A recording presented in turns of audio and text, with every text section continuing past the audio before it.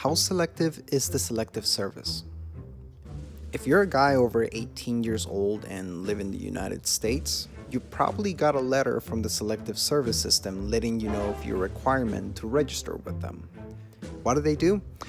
As written on their website, the Selective Service mission is to register men and maintain a system that, when authorized by the President and Congress, rapidly provides personnel in a fair and equitable manner. What that basically means is if we were to have a national security emergency and it was determined an all-volunteer force wasn't enough to deal with it, a draft will be implemented using the names registered through the Selective Service system. Now, they do have some rules regarding who can sign up. After all, they're not the everyone's invited service system. And considering it is a backup plan in case of a catastrophe, it's important for the Selective Service to address as many demographics and situations as possible when it comes to eligibility. So, how selective are they really?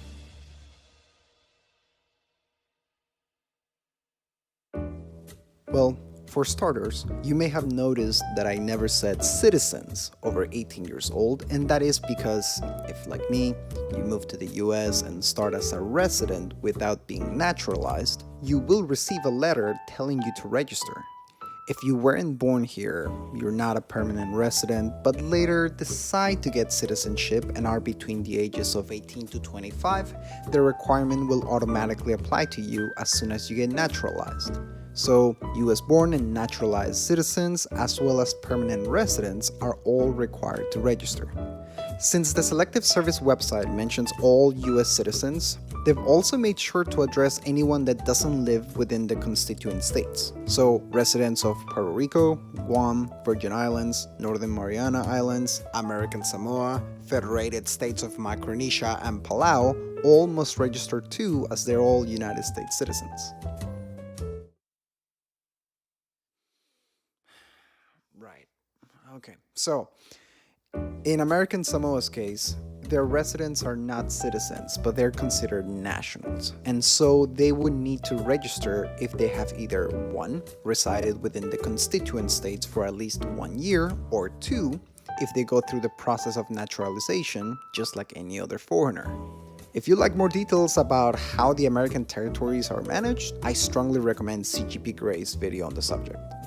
Other than that, so far it seems like they have a pretty wide blanket rule about who has to register. If you're a dude between the ages of 18 to 25 and you're a citizen or at least a permanent resident living within the United States or its territories, odds are you're required to sign up. Seems pretty straightforward until you realize that not everyone's situation is straightforward. Let's go through a couple of what-ifs.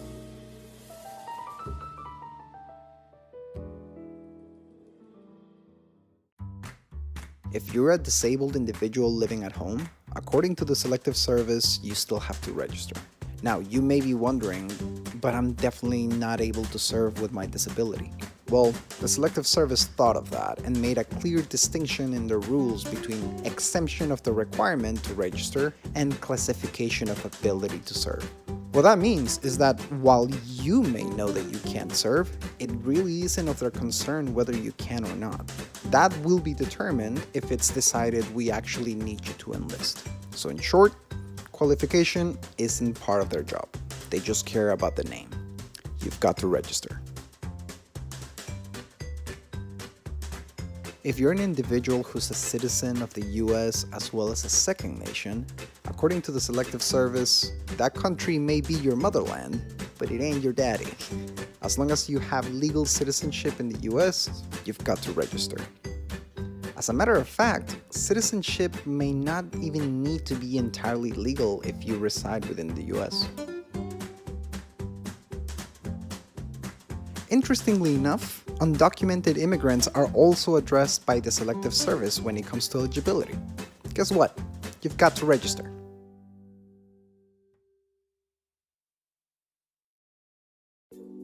So here we bump into possibly our first exemption from the requirement. If you're incarcerated, you do not have to register while you are serving your time. However, if you are freed and haven't reached the age of 25 yet, you must register within 30 days of being released. That's a pretty specific exemption to consider after basically saying every male with a heartbeat in America has to register, and it isn't the only one we'll talk about. It's also worth mentioning that this rule applies if you're committed to a mental institution or if you're hospitalized.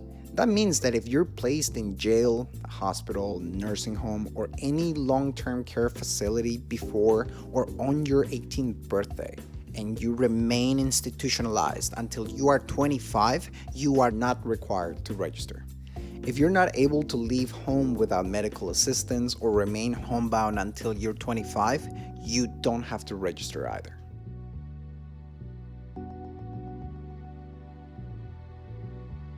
The Selective Service website has also addressed the transgender community in their eligibility page. And while they do have a note encouraging anyone that isn't sure of their eligibility to contact them directly, as of January 2021, the rules are written as follows. If you're a person born female and change your gender to male, you are not required to register. If you're a person born male and change your gender to female, however, the requirement to register does apply to you. If you're wondering where the distinction comes from, their website explains that they base the registration requirement on gender assigned at birth and not on gender identity or gender reassignment. Which brings us to our final point today. Women are not required to register, period.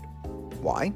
Well, when the Selective Service Act was passed, the law itself referred specifically to male persons in stating who must register and who would be drafted. For this to change, Congress would have to amend the law itself. Now, this isn't to say that it has always been accepted and that this rule hasn't been contested in the courts. Throughout our history, we've flirted with the idea of requiring women to register, and we came really close to drafting women during the Second World War. The reason being that there was a shortage of military nurses, right before more than enough women volunteered. After ending the draft in '73, the Selective Service was put on standby until the Soviet invasion of Afghanistan in '79. In 1980, President Carter decided to reactivate the registration process, and once again the question came up. Finally, in 1981, the Supreme Court held that registering only men did not violate the Due Process Clause of the Constitution, and so the law stayed as it was.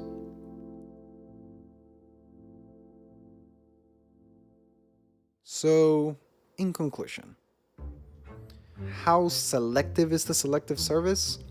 It isn't at all, unless 1. You're a resident of American Samoa, or 2. You're institutionalized or homebound between the ages of 18 to 25, or 3.